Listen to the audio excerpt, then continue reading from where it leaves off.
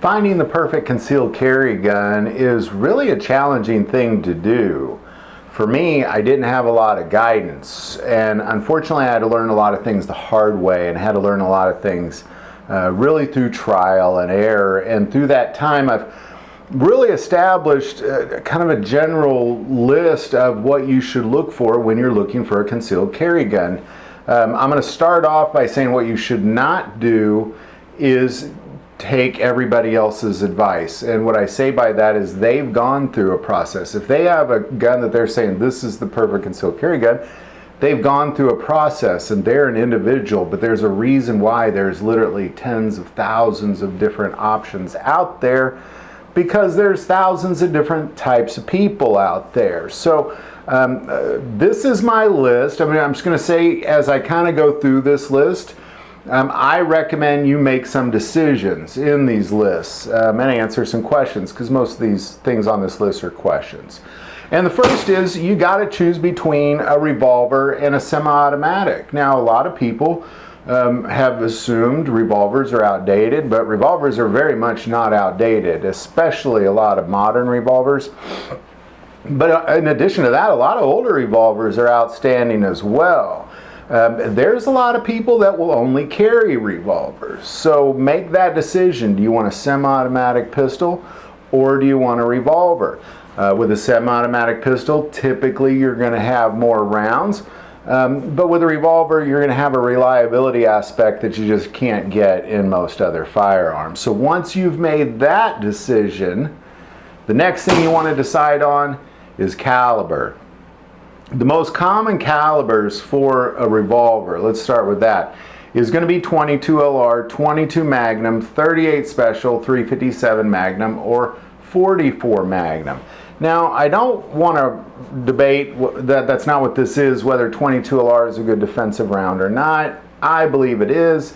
If you believe it is, sometimes when you get a 22, you can get 8 to 10 rounds in a revolver versus 5 or 6. But of course, you're going to get a much heavier hit with something like a 357 Magnum. But if you live in places like the mountains or in Alaska, maybe a 44 Magnum is about the only option for you for the larger four-legged predators, as well as some two-legged predators. If you go with a semi-automatic, I'm going to recommend you don't go with a rimfire like a 22R, not because I don't think it's a great defensive round, it's just typically they're not going to be as reliable. I've had a hard time finding reliable rimfire semi-automatic pistols. I know there's a few out there. I've made some videos in the past, but I recommend if you're going with a semi-automatic, you not go with 22. Then your most common are going to be a 380, a 9mm, a 40, a 45, or a 10mm are going to be the most common. 380s are going to be your smallest guns. You can get guns the size of a deck of cards in a 380. They make micro 9s. You can get some pretty small guns. The bigger the caliber, the bigger the gun, typically is what you're going to expect. And that leads to the third thing, which is the size of the gun. Because again, if you can get guns as small as a deck of cards. There's some pretty darn small guns out there, but then there's also full-size guns out there. So deciding between that realm, to be as tiny as you can get to as big as you can get, and somewhere in between, you need to decide what size of gun. And typically what you're going to get is you're going to get these micro compacts.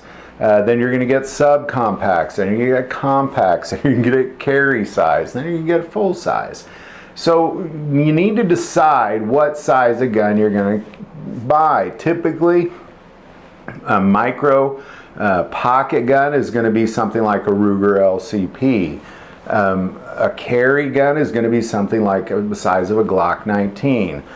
Full size is going to be something like a Glock 17. This is going to be your variables of size.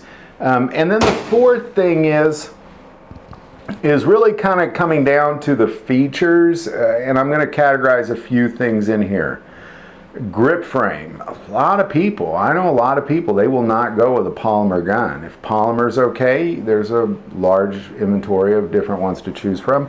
If you want a metal frame, there's a large inventory of guns to choose from there as well. But as well, in addition to that, do you want double action to single action only, or striker fired? Those are kind of going to be your biggest decisions when it comes to kind of the features on it, is what kind of action and what kind of grip frame. Once you've decided that, like if you say, okay, I'm okay with a polymer grip, I want striker fired, then you're going to go to the last thing, which is going to be brands and models. If you've decided I want a polymer grip frame, I want a carry size, and I want striker fired, then you're going to start looking at brands and models, and there's a lot of manufacturers that make those.